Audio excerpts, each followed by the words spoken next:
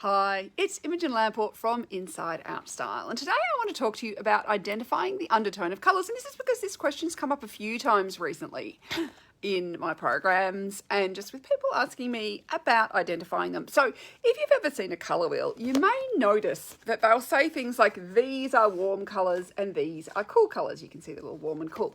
So what these are relating to is the overtone of colours. So these are warm colours because we associate them with warm things, hot, fire, the sun, all those sorts of things. But that's warm overtone versus these are cool because we associate them with cool things. So we associate them with water and deep, cold water, deep forests, all those sorts of things, nighttime.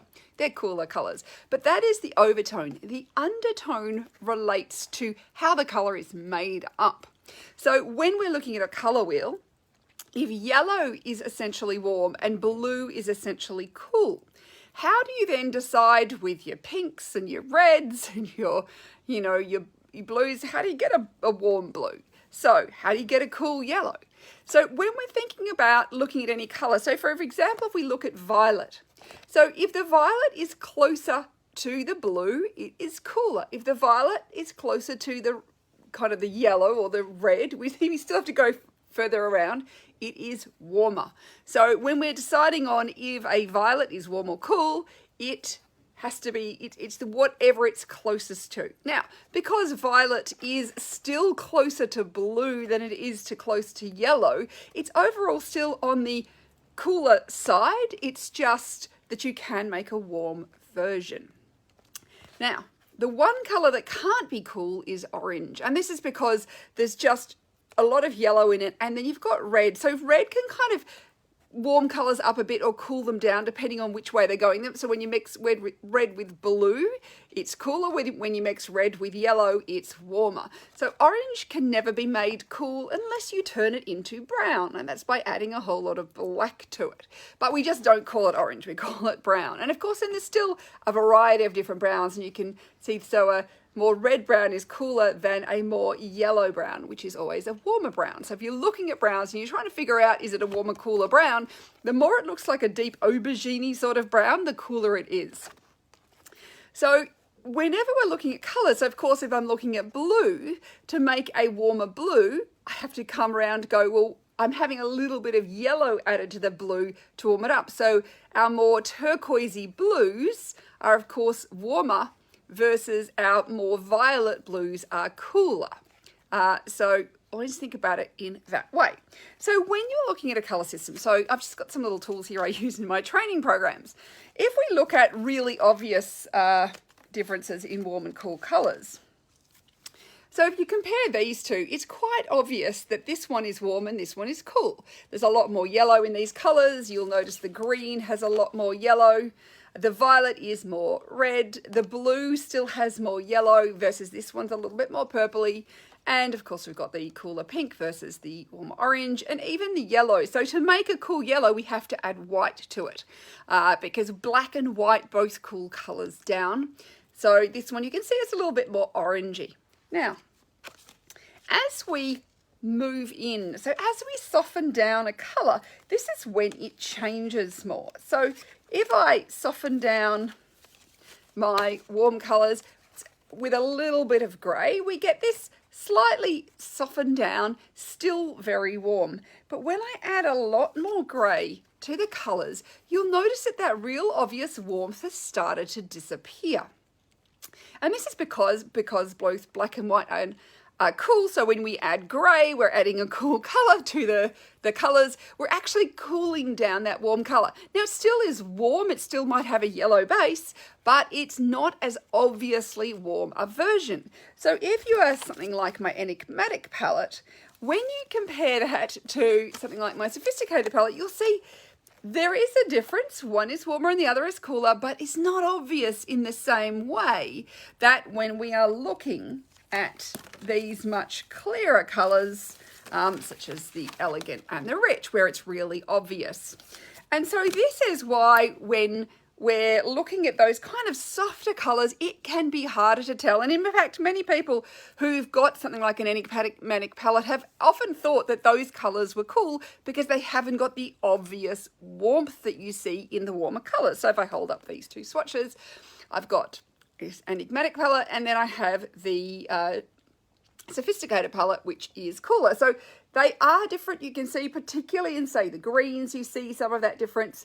If you look at the pinks, you'll see that one is more blue based, the other is more yellow based. And that's really what we're looking for. But if we look at the neutrals, yes, there's still a difference. You can see that these browns are a little bit yellower. These ones are a little bit more pinky purple. But they're less obvious versus if I compare these two swatches, so rich with the enigmatic, what you'll notice, particularly in the neutrals, is just how much warmer the rich neutrals are in comparison to the enigmatic neutrals. And that's because they have a lot more yellow in them. They have not been greyed down. They haven't had that extra warmth taken out of them by adding that element of grey. And so you'll see that there's quite a difference in those kind of browns and tans that we see in here, and we just don't see it in the same way there. And so that is why when we're looking at these different palettes, when you've got a softer palette, when you've got a palette in what I have, either my intriguing, my serene, my enigmatic, and my sophisticated palettes, they are less obviously warm and cool. Now, they still are warmer and cooler. There is a definite difference, but it's not as obvious. And so it takes time to learn to adjust your eyes to start to see those subtle differences. So it's always thinking about, I mean, this is why you have the swatch. When you have a color analysis, I always give a swatch because it's such an important tool, because this allows you to compare. So even if you were this, where you say, and I've had lots of people say, you know, but I wear hot pink. I've got a great hot pink thing, so it must be cool because hot pink is cool. But when you compare warm hot pink with cool hot pink, you'll notice a big difference. Helps if I got it right way around, doesn't it? Let me get those the right way around. Hard to do things in the camera. So you can see that this hot pink has more yellow in it. This one is more blue. And so this is the cooler hot pink and this is the warmer hot pink. So this is why you need a color swatch, because it is your comparison tool. It means that no matter what lighting you're in, no matter where you are, you have something to compare to, and you can actually start to see those differences. And this is why when I do a color analysis, one of the things I always give my clients is, I've got these little color cards, is their equal opposite. For, like, if they're cool, they get the warm one. If they're warm, they get a cool one. And this is so that they can go away. And when particularly we're looking at browns, is often really, really common to go, is it a warm or a cool brown? And now when you pop these together, you can see really obviously that this has got so much more yellow. This is slightly pinky. So when you're actually placing it on a garment, if you were saying, is this a warm or a cool top? It so obviously fits with this, it does not fit with this. So therefore you go, if this is who I am, doesn't fit this, don't even look at it. And even if you look at the color side, you'll notice that these colors work better than these do with this top, and it's because the undertone is the same. So this is why having the color swatch, when you get a color analysis, and getting the right color swatch is so important, because what it does, it gives you that tool to be able to go and compare. And so if you say an enigmatic and you're going, oh, well, you know, what is it? It's the, even with something like, you know, the violets or whatever. Is it, you know, this sort of slightly bluer violet or this sort of slightly pinker violet? So you can see that difference. We've got a warmer version and a cooler version. So this is where, when we are looking for colours and we are looking at different colours, and there is the kind of dividing point. So when we look at something like green, you know, add a little bit of blue, we get a cooler green, add a little bit of yellow, we get a warmer green. So sometimes some of those colours can be a bit hard to tell. So with blues, I always think about, if I see it, if it looks more turquoise, or if it looks slightly like a deep teal, if it's a navy, it's a warmer navy. Versus if it looks at all violet, it is definitely cooler. It means it's got a lot of blue and a little bit of violet in it. So that's definitely a cooler blue. So hopefully those tips have given you a few more ideas when you're looking for colours and looking at those undertones. And of course, that is just undertone. We haven't talked about intensity or value here. We've really just talked about the undertone of colours. But that is kind of the how it works, and why when you have a palette of colours, that when the colours have the same undertone, that they work so easily together, versus and this is what people say to me, they say, oh, I don't know how to mix and match colours. And so often what they're trying to do is mix and match colours that don't go together, that they're not naturally designed to go together. So it's like saying, well, I want to mix, these colours with these colours. And it's like, well, they don't really go because they are not designed to go together. Versus when we have the whole palette, the palette is designed to work together. It becomes very easy to create beautiful colour schemes because the colours already have those colour properties in common with each other. So I really hope that's helped you. And yeah, the little colour cards, I mean, it's one of those things when I started giving those out to my clients, and they all just went, oh, this has made it so much easier, because often what we need is, we may have what we are. Human nature, though, wants us, if we find something that we like the look of it, we often want to make it fit in to that our color group. We'll kind of like try and go, yeah, it kind of looks exactly like this one here, rather than saying, actually, no, it's not mine. I might want it to fit in, but it doesn't really fit in.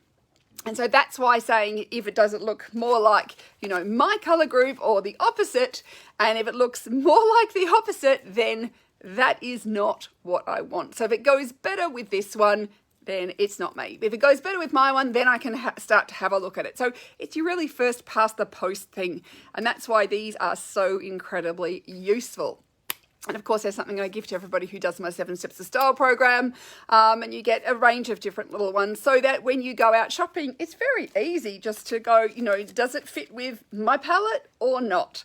And always with a colour swatch, we should always be looking at it as a whole, not looking at individual colours. So rather than saying, does it fit, with this exact colour, that's not the point of it. It's always, does it fit with the palette as a whole? That is always what you're after.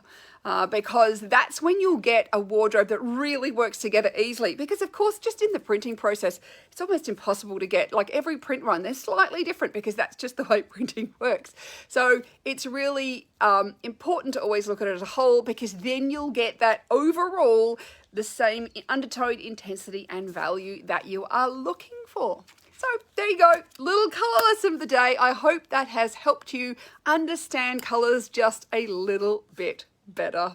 Thank you so much for watching. And of course, if you'd like to get your colour analysis, I do online colour analysis, and I also do it as part of my 7 Steps of Style program. If you want the full style program as well, that gives you the colour, the body shape, the wardrobing, the shopping, the values, and so much more. But if you are just after a colour analysis, check out my online colour analysis, which works for anybody, no matter where you are in the world. Bye for now.